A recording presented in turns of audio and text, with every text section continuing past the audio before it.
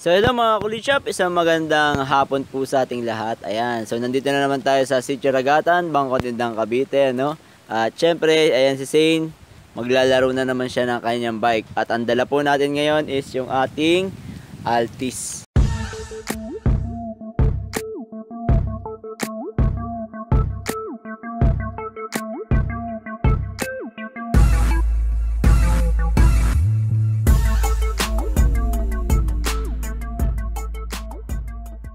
So ayan guys, so nakita nyo po ang trunk ng Altis natin, ano, at kasya-kasya yung bike ni Zane. So tatanggalin natin yung bike.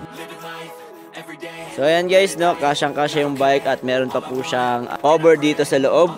Ayan, at medyo malaki yung trunk ng Altis, no. So ayan guys, nandito naman tayo sa Sitio Ragatan, Bangko Tindang, Cavite, at dalangan natin itong si Altis. So hindi muna natin ginamit si Crosswind dahil ito meron tayong ipina-project dito na sasakyan, ano.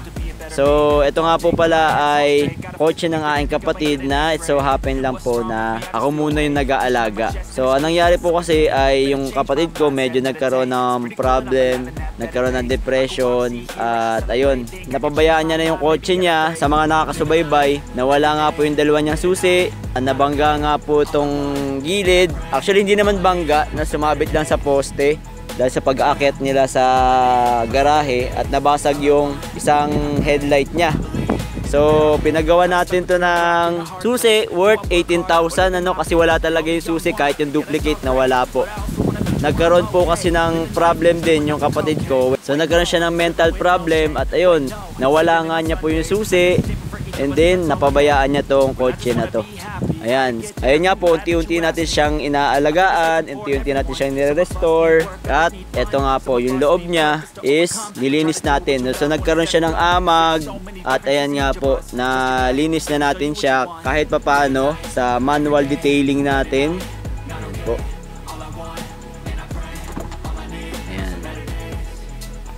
So after natin itong ma-restore guys, papambenta natin siya para nga po tulong sa pampapagamot ng aking kapatid dahil may problema naman po siya sa kanyang finances pagdating po sa pagpapagamot niya. Kaya po tutulungan na natin siya maiayos ng sasakyan and then para po maipampagamot niya. Alright, hindi ko na po mai-detalye yung pag-detail natin dito sa loob, ano, dahil nga po sa school pagka wala akong klase, inuunti-unti ko na siyang punasan, inuunti-unti ko na siyang linisin yung loob, ano, at kahit pa paano nalinis-linis na naman natin. And then tong lobas, ito ay merong mga light scratches, meron din siya yung mga dumi-dumi, yung mga libag-libag, ano, kahit pa paano ay tanggal na natin, nalinis na natin, pero hindi ko pa siya totally nalilinis, i-babapping pa natin siya. So sa mga magtatanong po, ito po ay Toyota Altis 2011 1.6B 1.6B po siya. Ayan, Toyota Corolla Altis, registered 2025. Makapal pa naman po ang mga gulong, presentable pa po ang paint, may dalawa na po siyang susi na keyless, no? Ayan, automatic, beige ang interior niya at wood panel. Ayan, so wood panel po yan. Tapos ayan po yung gitna niya. Ayan, automatic, malamig po ang aircon. Okay naman po ang loob niya, maayos pa, konting linis na lang at okay na po, ano, konting linis lang. So all gauge are working po. So ayan, no. So yung mga warning lights po niya ay working. Wala po tayong pinapatay dyan. So hindi po naman po ito kinapakailaman eh. So try natin na start. Okay, one click start. At wala na po siya matitirang warning kundi yung ating seatbelt. Ayan, pag nilagyan naman po natin kasi di tayo naka seatbelt. So pag nag seatbelt tayo, ayan po. O ayan, wala na po. Handbrake na lang kasi naka handbrake tayo. Ang odo niya 105,000. Ang kanyang kilometers per liter is 10. Sa ngayon po, ano, dahil tayo ay na traffic po kasi kanina sa dinaanan natin. So ito nga po pala ay may child lock din, ano. Ang child lock niya dito sa likod, dalawa pong pintuan. Ito child lock niya, pag nakababa po yan, hindi po magbubukas yung pinto from inside. Nalinis na rin natin yan, yung mga gilid-gilid. Medyo may mga konting libag pa, pero unti-unti natin yan guys. So sabi ko nga sa inyo, ibabapping ko pa to eh. Then sa engine, alright, so ayan po ang engine niya. Wala pong tagas, maayos naman po, nakakulant. Dual BBTI, Malinis po ang engine niya, no? Battery po niya is Motolite. So ngayon, lilinis-linisin natin pa unti-unti itong engine bay, ano. Malinis na naman po siya kasi nahagod-hagod ko na, pero may mga dumi-dumi pa. So yun yung gagawin natin ngayon, pati yung loob. Tapos itong mga gilid-gilid, ayan, hindi ko na masungkit. Kita nyo naman po ang makina ng 1.6B. Busog na busog dun sa buong engine bay niya. Dito sa hood, ayan, may mga libag-libag pa akong iniwan para po sa ating vlog for today. So habang mainit pa po yung makina, pinapalamig-lamig natin para masungkit-sungkit natin yung mga singit-singit, guys. Shoutout po muna kay Sir Kazuki Jiro, Black 45, kay Zer Zero, Jonathan Nanlabes, Wow F Meow TV, kay Sir El Manuel Sionco, kay Mark Anthony Tapia, John Paul Sabala, Jomel Manzano, Jet James Fernandez, shoutout po sa inyo. Kay Apolonio Suave, shoutout sir. Chanong Kipay, kay Marlon Humiwat, Joseph Alvarez, Cabro Official, Carlo Dico, Pinsor II, kay Sir Jeremy Liwanag. Ayan. So maraming salamat po sa inyong pagsubaybay sa ating vlog at sa pagsuporta sa ating channel, ano. Maraming salamat po. So sa mga hindi ko po nabanggit, sa lahat ng ating kakulit, no guys, maraming salamat po sa inyong pagdadasal, pananalangin para malampasan namin nga yung problema namin, no guys. Ito, isa sa mga problema namin to, at yung previous nga po, nabanggit ko yung isang problem namin, and then ito pa yung isa na mabigat naming problema, yung sa kapatid ko. Shoutout nga po pala kay paring Totoy, ano, ng Totoy's Auto Shop, no, na located po sa Area G. Malapit po dyan sa Cardinal, ano. Sila po ang nag-ayos ng ating fender. Siya yung bumili ng ating headlight at nag-ayos ng bumper, ano. Ayan. So gumastos tayo dyan ng 12,000 sa dalawang panel, pati yung headlight, pati yung change oil ng ating sasakyan. Maraming salamat kay paring Totoy, no, dahil isang tawag ko lang sa kanya is na-accommodate naman agad tayo para mapagawa natin agad tong sasakyan. Kung meron po kayong mga ipapagawa na malapit kayo dyan sa Area G po, hanapin nyo lang po ang Totoy's Auto Shop. Ay pa-flash ko na lang din po dito sa ating vlog yung kanilang shop, ano. Malapit dyan po dyan sa Gaso na gasolinahan. Ayan, sa may Area G. Umpisahan na po natin yung ating paglilinis dun sa loob, ano. Ito, nalinis ko na nga po to guys ng unti-unti, pero ayan, napakadumihin kasi pag tela. And then after that, atin ilalagyan ulit ng Microtech Sun Shield. So i-demo ko sa inyo kung paano ko siya nilinis para malinis-linis ulit natin siya ng isa pang hagod. Ayan. So gamit po yung ating nabili sa Mr. DIY, ano. Ayan, ito yung ating Microtech Sun Shield at ito po yung ating foam cleaner. Multipurpose foam cleaner, maganda pong gamitin sa mga dumi-dumi ng ating sasakyan. Isang spray lang po and then hagod natin ang ating brush dito sa ibabaw. Nakakalinis po talaga siya, no. So kung mapapansin nyo, yung mga vlog ko dati, itong mga sidings niya maiitim. Ito, mga yan, maganda na yung kulay. Tsaka maayos na. And then ginamit ko rin po siya dito sa mga singit-singit. Ayan nga po, malinis na yung kanyang singit-singit. Wala na po halos na mga libag. Dati po kasi parang ano yan eh, yung may mga maitim-itim tulad nitong nasa hood. Ayan, yung mga ganito. Ayan, maitim. Ayan, yung mga ganyan. So mamaya tatry natin dito sa hood natin. Ayan, para matanggal. Ito, napunasan ko na ito ng kaunti. Mas matindi pa po yung dumi niyan noong una kong bago ko siya mapunasan. Ayan, yung mga libag-libag.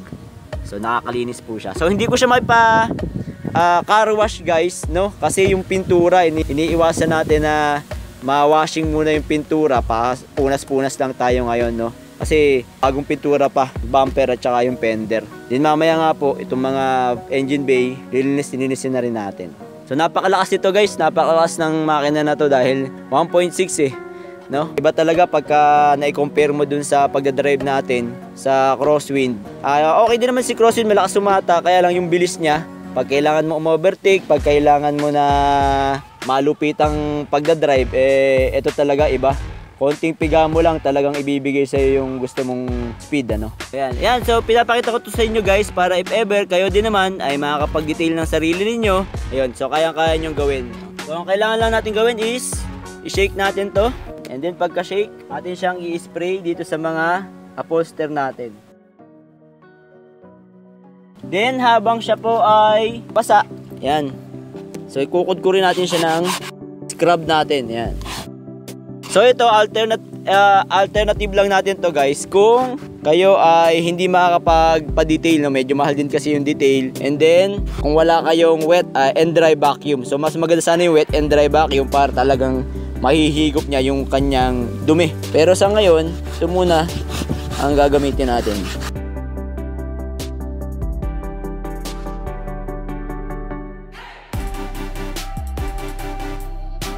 Ayan, makapansin nyo guys, mas maputi na yung ating upuan, ano? So itutuloy lang natin to hanggang sa matapos natin to ating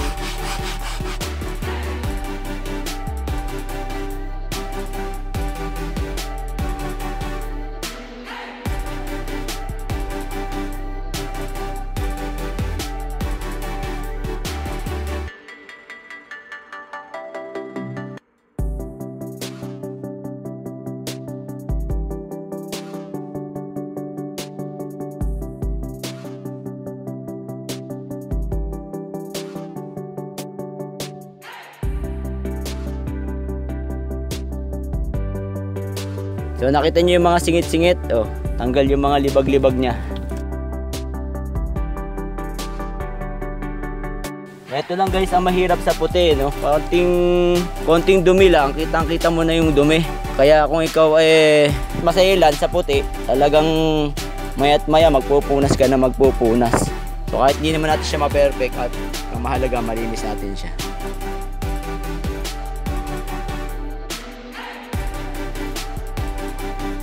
Tingnan guys yung dumi, ano, ayan, oh, kumakapit dun sa scrub natin. Kanina maputi yan, ngayon may itim na. So ibig sabihin nakakalinis talaga siya. Nakukuha natin yung mga dumi, kaya lang hindi natin siya makuha ng talagang totally, no? Kasi dapat vacuum talaga ang magandang panlinis sa kanya.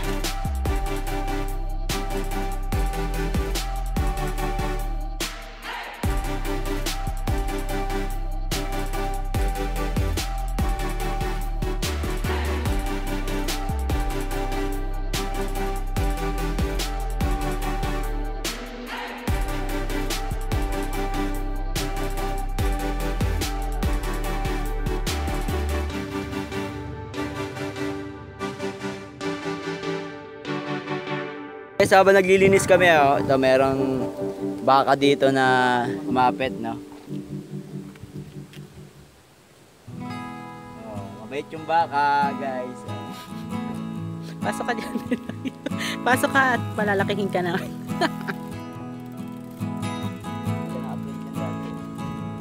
Ayan, si Sin, hawakan yung baka, hindi siya patatakot. Ikaw nga, hawakan ulit. One more. Pero sa APs, takot.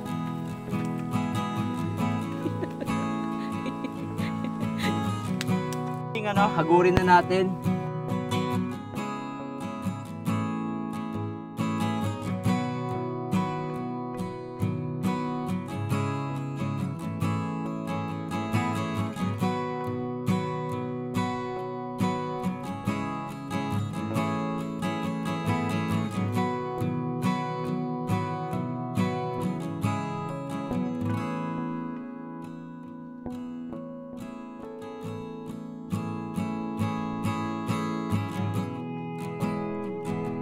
So guys, ito yung nakuha natin dumi paglilinis natin ng loob, no? Yan. So may dala ako ng tubig tsaka tabo. So tingnan nyo, oh, ang layo nung malinis ngayon at yung madumi kanina. So talagang nakakakuha siya ng dumi. At yung tubig natin, oh yan, malabo. Kitang-kita na nakakuha talaga siya ng dumi dun sa mga fabric. So kung ngayon ay wala kayong budget para sa pagdi-detail, pwede ko may suggest sa inyo itong foam cleaner na to. Pero syempre, iba pa rin paglinis nung detail at saka nung wet and dry vacuum. Mas maganda talaga yun kasi higop na higop yung mga dumi. Pansamantala, kung wala po kayong chance or wala kayong time na makapag-detail at saka yung wet and dry vacuum, o ito muna, pwede nyong gamitin or consider. So dahil masakit na yung kamay ko, no? Medyo may injury kasi tayo dito sa kamay. Medyo masakit tayo, nagpunas-punas, sumakit. Si Mrs. naman ang maglalagay ng Microtex Sun Shield.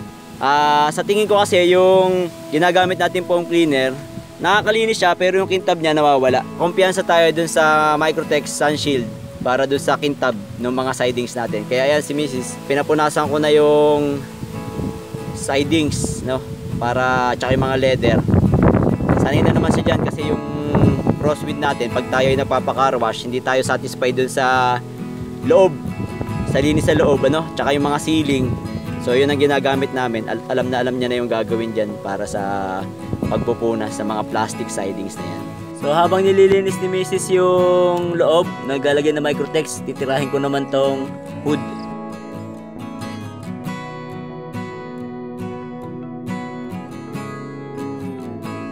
So ito ang problema guys, pagka yung basa na yung inyong basahan, tapos yan pupunasan nyo, yung dumi, ayan o, kumakalat lang eh. So parang umiikot-ikot lang siya dyan.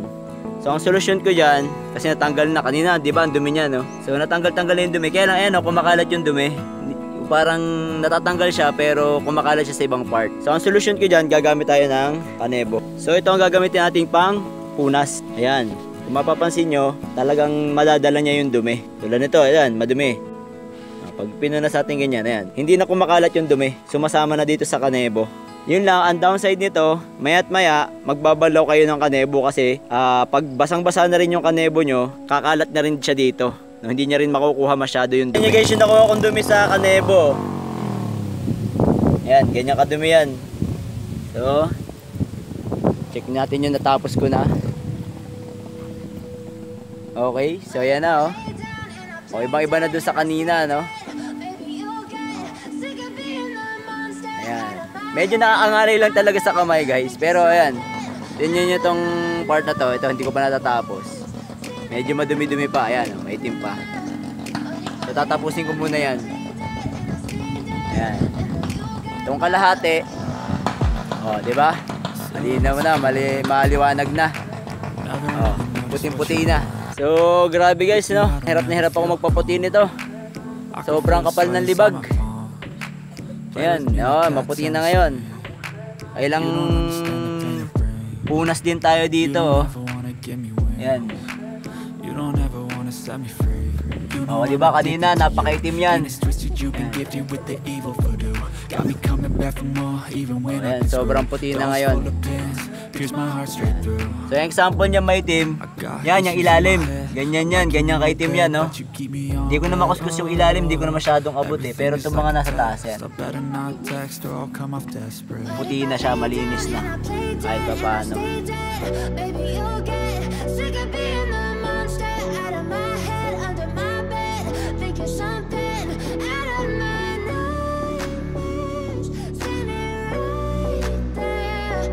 Alright, so natapos na tayo ng ating paglilinis ng ating sasakyan, ano? Hindi pa natin nababapto, pero eto muna yung final look ng ating sasakyan. So again, pagiging for sale na po ito. Toyota Corolla Altis 2011 model, 1.6B, registered 2025. Ayan, fresh naman po ang paint. Ayan po ang paikot niya. Makapal pa po ang mga gulong. So kita-kita nyo naman po ang linis natin. So hindi pa po ito na full detail. Para detail lang natin to ng sarili natin, ano? Ayan, so wala na flash yung ating camera. Alright, so tingnan natin yung loob. Okay, ayan po. Beige interior, wood panel, automatic transmission, good shifting, no delay, fresh interior po, ano? Ayan, na-detail na natin yan. Walang punit ang mga upuan. Maayos po lahat. Hanggang likod. Okay.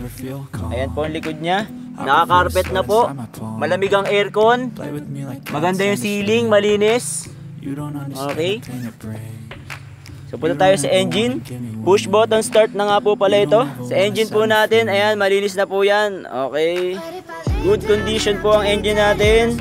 Malinis po, wala pong tagas. Alright, so for sale na po natin to. Ayan po ang trunk natin. Ayan, maluwag po yung trunk. Kasyang-kasya po yung bike ni Zane. Toyota Corolla Altis 1.6B. Pearl white po ang kulay niyan. Shiny paint. Buo naman po lahat. Lahat po gumagana. Makapal pa po ang gulong. Ayan, yun lang po yung mata. Medyo magkaiba lang po yung mata niya. Ayan. Kasi bago po yung mata niyan. So start natin guys. Alright. So gumagana po ang stereo niya. Okay, automatic po ang AC niya. Malamig po yan. No? Malinis po ang mga cabin. Alright, so all lights are working. Wala po tayong check engine.